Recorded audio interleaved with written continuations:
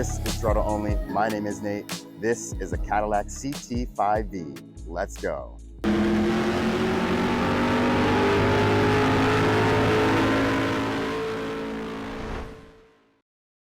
2020 Cadillac CT5-V.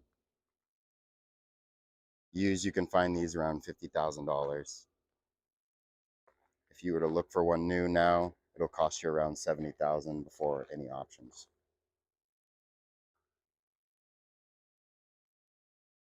This car has a 3-liter twin-turbo V6 with a 10-speed automatic transmission. Pushes out 360 horsepower and 405 foot-pounds of torque.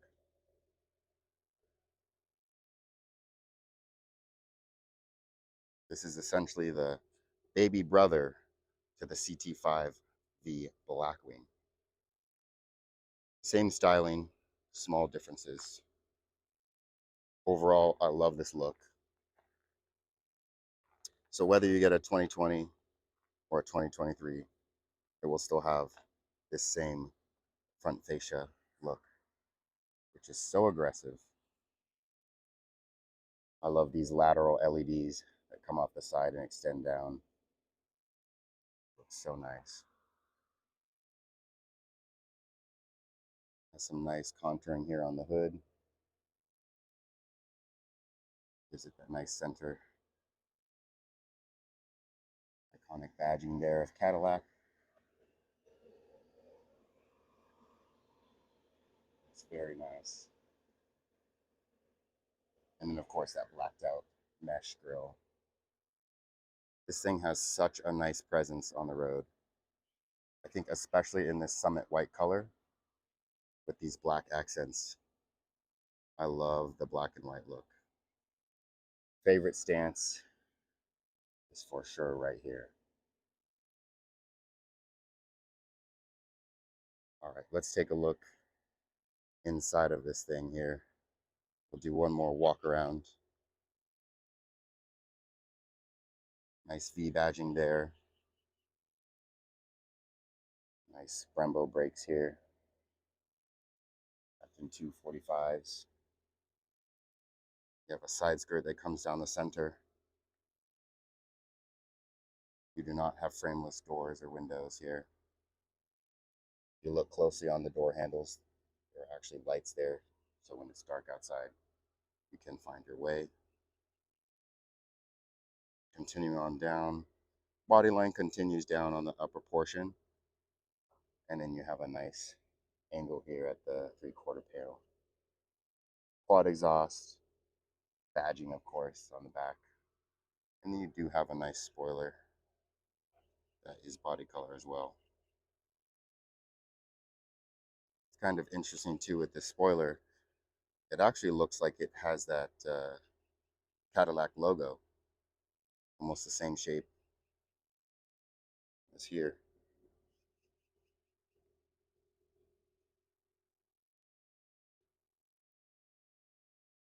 These rear taillights are also LED, and I do like that elongated look that it has, similar to the front. And it also has 2 sunroofs here as well. This top portion is the only one that opens.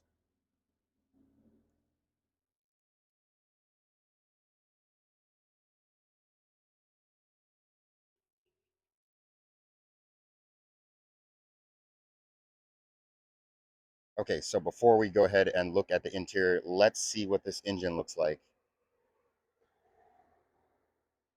It says twin turbo.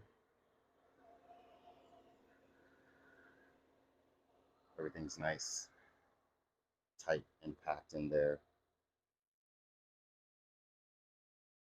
Doesn't look too bad. Let's see what it sounds like.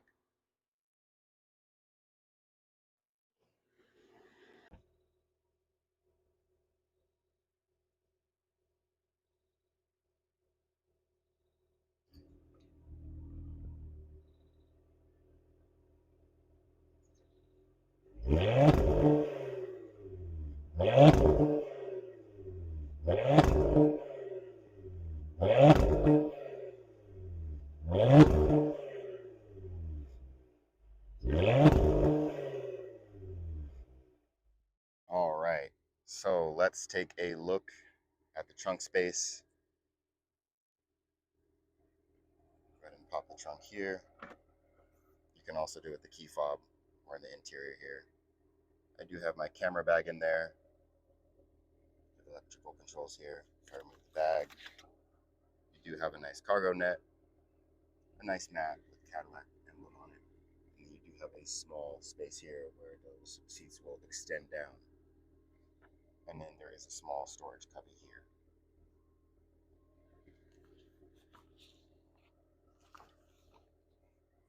We come around here, open the door. Decent amount of legroom here. Pull these seats down. Show you the space here. Not too much, but workable. All right, let's go ahead and look at the rest of this interior here.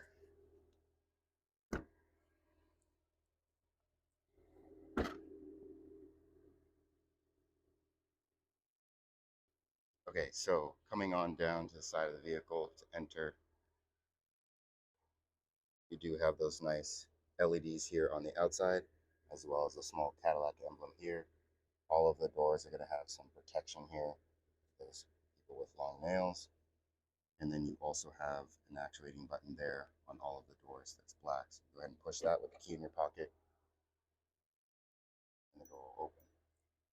And opening up the door, you have black leather, nice soft touch, and it comes into some nice carbon fiber and a Bose sound system. You have all of your mirror controls there, window lock. All four windows are automatic as well. And then you do have a trunk button that you can release there. Then coming into the cabin, you do have a V series logo here that does illuminate at night. You do have some nice aluminum pedals, nice floor mats with the Cadillac emblem, automatic seat controls, as well as bolster adjusting. And you do have thigh support, which I have extended because I'm 6'1". Keep it extended. Coming up the seats, you do have a nice Cadillac logo there.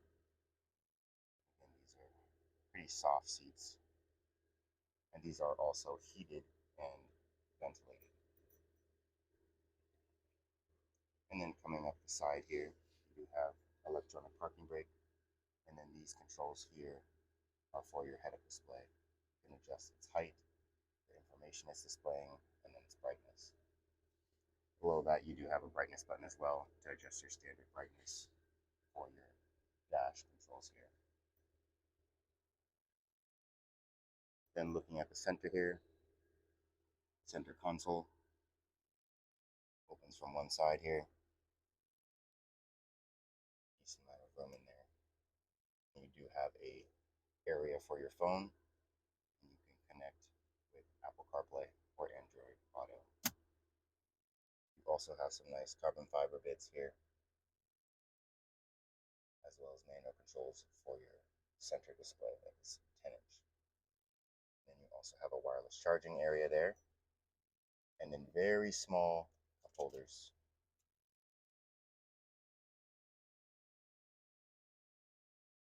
You can also adjust your drive modes down here. It says mode, take off traction, take off the auto start and stop, and then you also have an auto hold button if you do not want to hold the brake. All right, let me jump in here and let me show you a little bit more about this center display here. So only 3 things about this display I'm going to cover. Apple CarPlay, of course, super nice. There's also Android Auto, if you'd like that. Another nice thing about this display is it has users. So you can customize users with a specific key, and the car will adjust to that user's preferences. Go ahead and exit here. And then you also have something called V mode, which is basically the individual mode for any other car. Click on V mode, and you can adjust whatever you like. So engine sound, I have it in track. Steering in sport, suspension in sport, powertrain is in track, brake responses in sport as well. You have your standard home button, on off for volume, and then tuning knob as well. Go back to home here. And then just below that, very nice AC controls. I like these dials. If you push on here, it'll all turn off, and then up. You either go up or down, depending on what you want. It is heated and ventilated seats as well.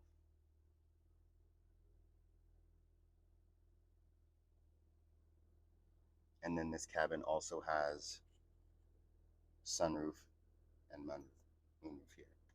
So you can slide them here using these controls. I push slide up, it will bring back the window. And then if I want to bring it down, I'll use this control here, bring that down. You can simultaneously bring down the shade as well, and it will shade both areas. And you can also tilt as well.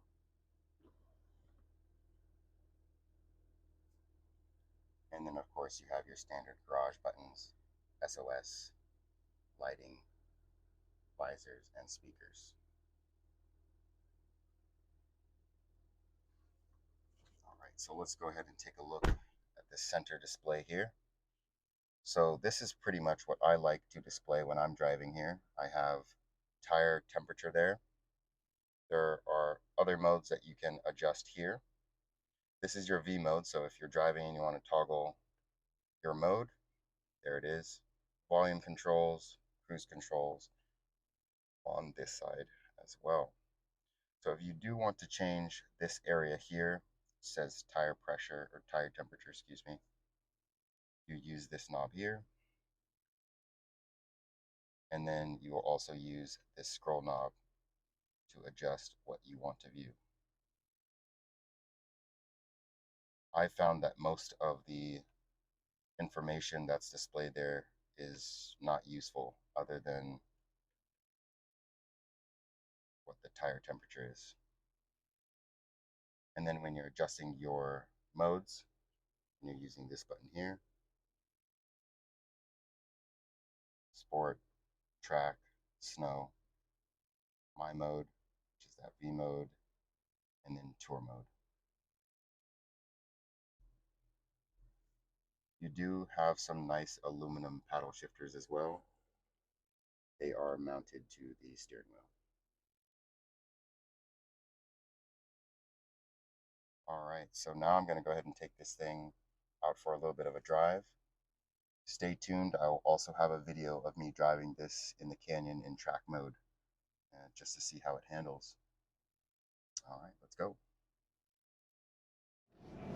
All right, so setting off in the 2020 Cadillac CT5-V.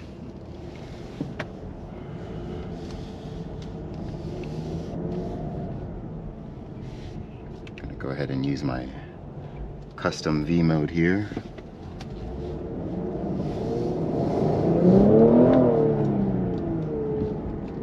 Sounds very good.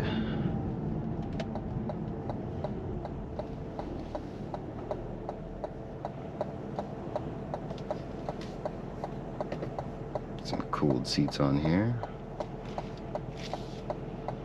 So the steering wheel has a pretty nice feel to it. It's not as chunky as like BMW or Mercedes-Benz, especially in the C43 that I was last in. That was a very chunky steering wheel, but it has a nice feel to it. I'll put it into track a little bit later, and that feels extremely solid. So put it back into V mode. Just floor it.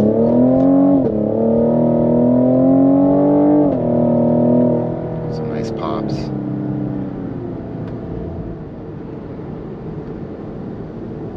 It's very quick. 360 horsepower. Feels like it has a little bit more than that.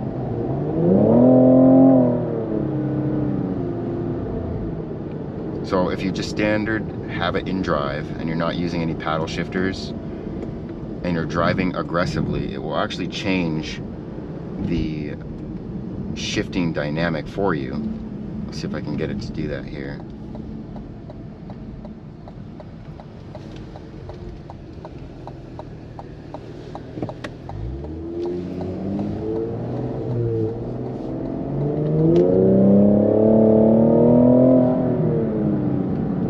See what happens when we put into track mode here.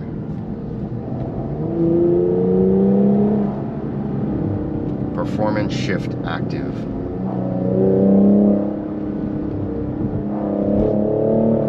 So it kind of hangs those gears a little bit longer so that you can shift, or it shifts for you rather, which is pretty nice. If you're not good at shifting or you don't want to do all that stuff, you don't have to.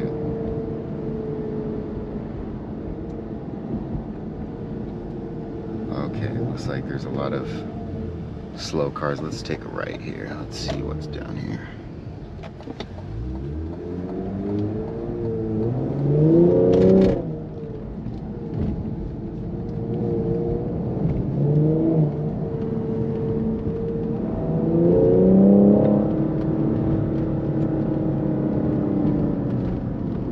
The brakes feel really nice as well.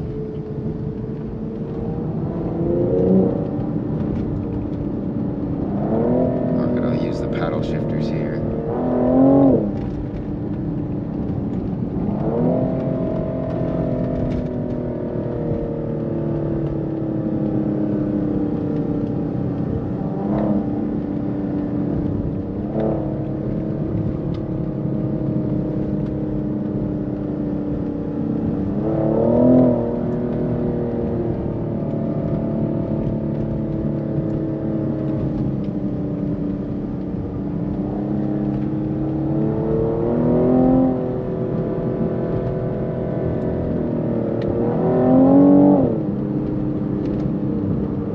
Yeah, this is very solid.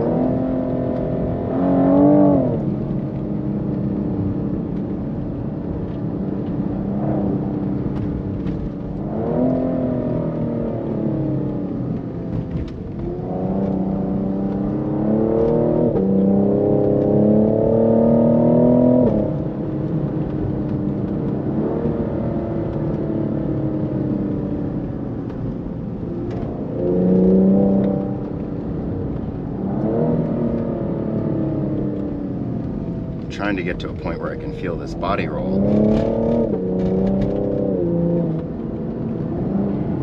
but it really has very little body roll. It's very planted.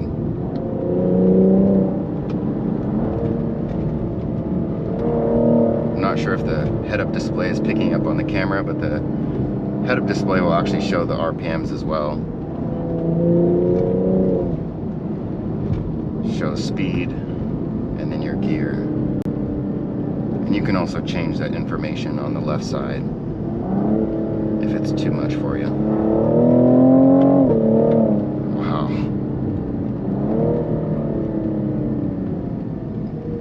Alright, take it out of manual mode and let it just do its own thing here. Let's see if I get a 0 to 60 real quick and not get rear-ended. 0. Tire spin,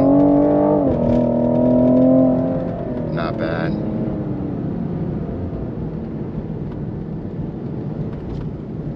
This is a really fun car.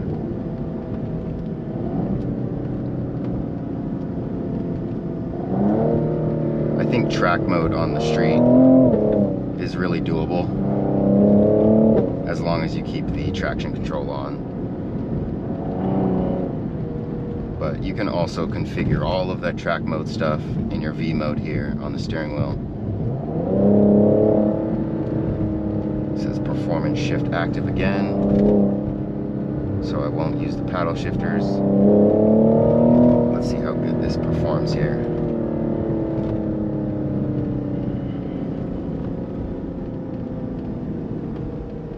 Slow down a bit here. Bunch of hidden driveways.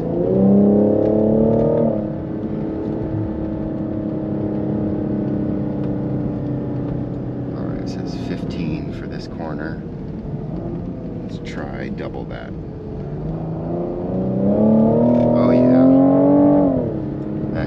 nicely. All right, let's take a little bit of a turn here.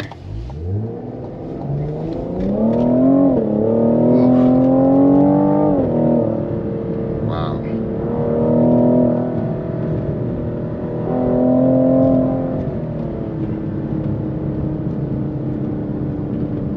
All right, we'll calm it down here.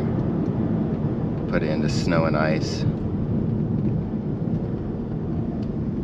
So when you put it into this mode, the steering lightens up a lot. Throttle response is decreased significantly as well as the power. So there's no comfort mode or anything like that in this. You can configure one, but I think it's pretty easy just to put it into snow and ice. It's going to be kind of your most comfortable mode. Steering is super light, very playful, and you can just kind of cruise.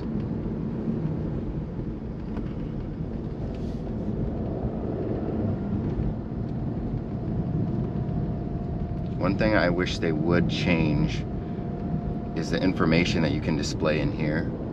So generally I'm used to having speed in the center. You can do that on this, but then you have speed in the center and then you also have speed up top. I think that's a little redundant. So you have speed in the center, speed up top, and then speed in your center, your head-up display as well.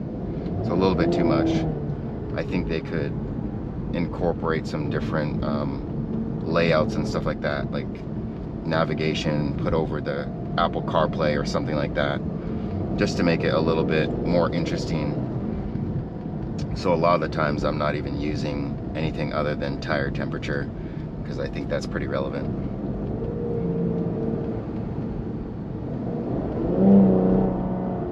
Alright, so this has been my driving experience in a CT5-V 2020. I hope you guys enjoyed. If you did, hit that like button. Give me a comment down below if you didn't. Thank you so much for watching. Peace.